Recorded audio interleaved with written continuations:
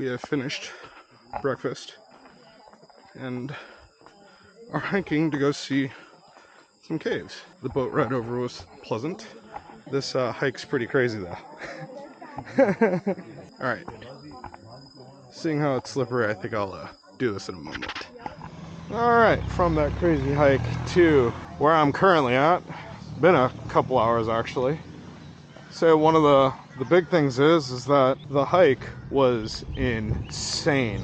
I have some photos of it. I don't know if they came out or not. It was too dark to actually take any of this Insta360 footage, which I tried. And I'm totally glad I didn't bring the Sony because I would have needed a water housing. Like that was the only way that would have survived that. But thinking about it, maybe I'll get a water housing for the RX100. That would actually be a good idea. That being said, the trip back to the port from the Smiley Bungalow houseboat was intense. I'm most upset at the fact that I changed out of my bathing suit and wet shirt because the whole ride was in the rain. So I'm like drenched again. And the thing that irks me the most is that had I had the foresight, it's no one's fault but my own. Had I the foresight of actually thinking about getting wet, I would have not had my shoes on, which I currently do, and they would be dry, which they currently aren't. If they were gonna get this wet, my socks as well, I might as well have just worn them into the cave and actually had like comfy shoes, but thus is life, right? Mom also paid for a 3-item tour before we go back to the airport, and that's actually where I'm currently walking at. This is the first of 3 items. It's called The Viewpoint. I mean, it's raining still, and I'm just accepting it because I'm soaked through. I do have one lucky thing though. I have a complete set of dry clothes in the luggage I just checked, because I did bring an extra pair of pants, and I have my sleep shirt that is still dry. So the irony is that this was an extra shirt that I brought because I didn't expect my other shirt to get wet, or this shirt to get wet. So my other shirt got wet because when we went spelunking, pretty much was what we were doing, the guide told us that, hey, if you don't want your shirt to get wet, take it off here, just walk without a shirt on, which is what I did. Walked the whole way, and then it started pouring. And because it started pouring, everything that was dry has become wet. And the funny thing is, I told Mom, straight just was like, Mom, it's gonna start raining. And she's like, no, they've been in a dry spell for so long. This is the dry season. In her defense, the guide was super surprised that it was raining. He was shocked because he himself took off his shirt and put it outside the cave. And so when he came out, everything was drenched. Like it was wetter than what we got in the cave, is kind of how I look at it. And one thing that I'm like kind of wishing I did, this isn't actually all too bad. The weather, it's probably not even actually affecting the video all too much. I could see little specks of water, but it's not horrible. And I'm using my phone to take photos instead of the Sony, because I left the top part that covers the Sony, the flash point, the multi-shoe, in America. And so I'm like, I don't know how much rain it could take, but now that I'm walking around in it, I think this is actually okay. Unfortunately, I do not read Thai, and they don't have an English translation of this. They have a statue of a lady with a notebook. My guess would be that she's a writer of sorts, but it could also be something for schools. It could be something for like science, so like research. But this is actually a really nice viewpoint, and as I look around, I understand why it's considered one of the better points in the area. Well, that's it from here. I'm gonna walk back towards the bus now that we're taking. It's a private bus. No one else wanted to come with us, so this is our private tour. It's 1,500 baht to go back to the airport, and he'll add 3 items. That's the deal. Anyhow, I'm gonna get out of this rain. Check back in a moment. Welcome back. I know I just said goodbye, but there's some sort of thing here. A religious item. There's a blessed tree. There's some Thai on this monolith that I can't read. And then over here, there is a couple of Buddhas, I think, statues. And let's just take a quick wander up to see. It doesn't look like there's any English, but again, I never expect the country to have to bow down to any other country's languages. Oh, I see. They have some sort of koi fish feed. That's what this is. But where do you feed the fish? Oh, you pour it down here. Wow. That's crazy. And then all the way down there, they eat the fish, or they eat the food. The fish eat the food. And then here is the first Buddha statue. And then, I'm not actually familiar with this one. There's another one right over here. It's actually getting a little chilly, being really wet and the wind's starting to pick up. That boat ride, man, so intense. I'm still thinking about it. Mom was hating it the whole time, and I'm pretty sure she was wishing that we went to the treehouse cafe or treehouse resort that I listed out prior. Because then she wouldn't have had to ride a boat to that point. Although I think we would have still got caught out by, we would have had to hike to a waterfall, and we would have still got caught out in the rain.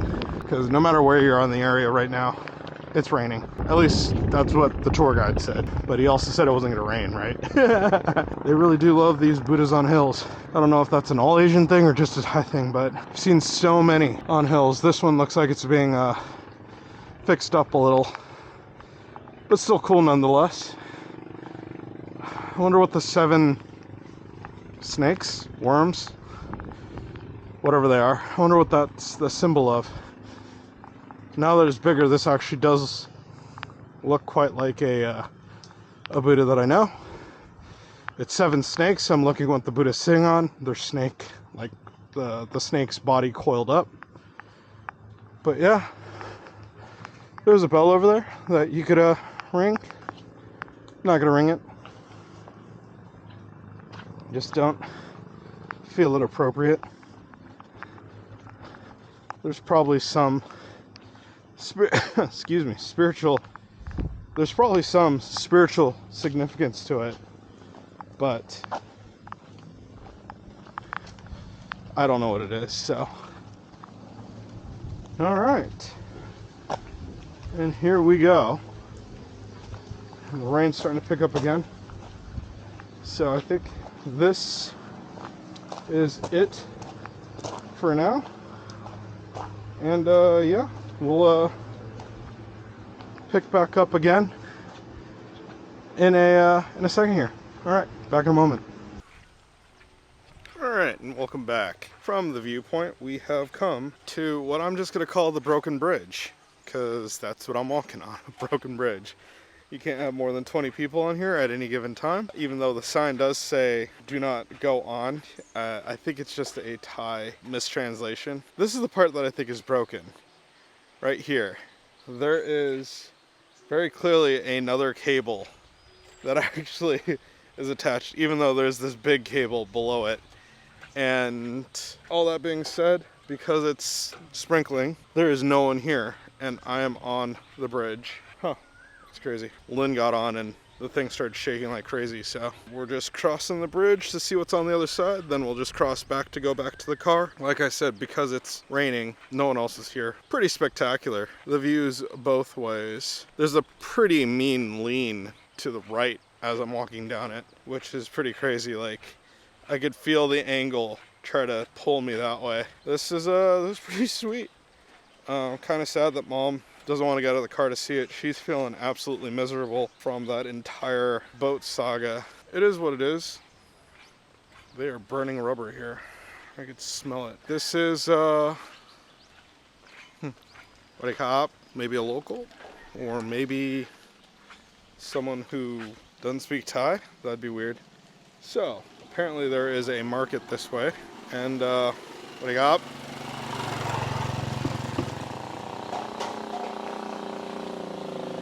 What do you got? So I mean, they obviously allow vehicles on there, but you're not allowed to park. I don't know what Lynn's gonna do in a second here. I hope she doesn't lose her her bridge because it's what she's doing. She has a Golden Gate Bridge that she travels around the world with and takes photos of it in interesting places. Oh, very clearly the market and everything is closed. It is what it is. What could I expect? It's a weekday and it's raining and it's like 4 o'clock. So I think I'll head back to the other side now.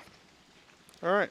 Anyhow, I'll check back in a moment. Oh, there are a few other things on the other side, like this cool looking temple, and I think they're famous for durian here. They have this whole durian display that I'll take a little thing of to do a layover, or some B-roll. But yeah, it's pretty cool. It's always awesome to come visit places that have absolutely no one in them. Anyhow, like I said, back in a second. Alright, and we are at Sratani National or International Airport. I'm sitting in gate 2 of 4. There's gate 4. There's gate 3. There's gate 2. And then, through those doors, is gate 1. I do not know why gate 1 gets such a large seating area. Must be a priority. There is definitely some favoritism going on. That's the problem. Nepotism. I'm blaming it on nepotism. Anyhow, I figured that our flight is going to be from gate 1, but should they decide to mix things up, keep us on our toes, if we sit here at gate 2, it's kind of hard to miss any of the gates that they put the plane in unless they just go to a different terminal altogether. But then we have a whole set of new problems because I think, and this is just my guess, this is going to be an apron load or a what do you call it, the runway load or whatever you want to, like the plane isn't going to actually come up and be at the terminal. We're going to have to get onto a bus and drive out to the plane and then walk up, some stairs to get onto the plane. We'll see what happens. Our original flight was for 7 and it was also canceled.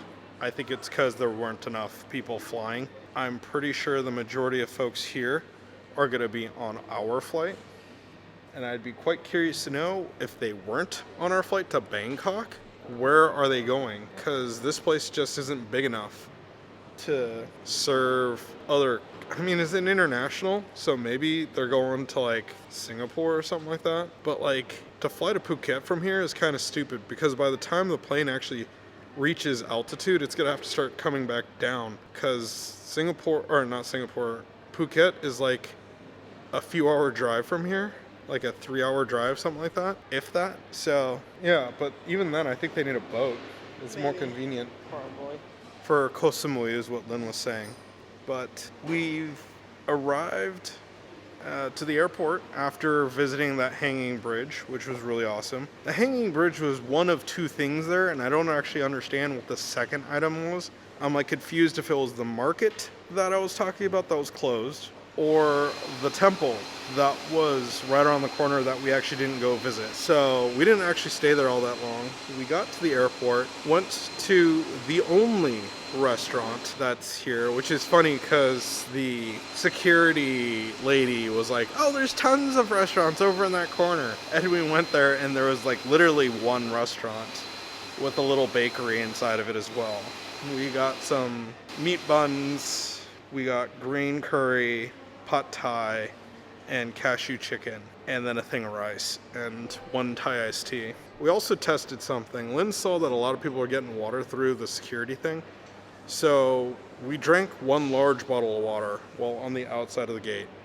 And then when we came to the inside of the gate, or like as we were coming in, Mom and Lynn had 2 water bottles and 1 water bottle respectively in their packs, and they did get dinged and they're like, can we just throw it away? Can we just throw it away? And Mom was just like, yes, please just throw it away. It sucks because they're brand new water bottles. Like, I never understand that. When you can tell that they're brand new, like, I don't know, is there a way to reseal the water bottle when you buy it at the airport, like, or when you bring it to the airport? Or if it's explosive or poisonous or venomous or whatever, if you force me to open the water bottle and drink it, yeah.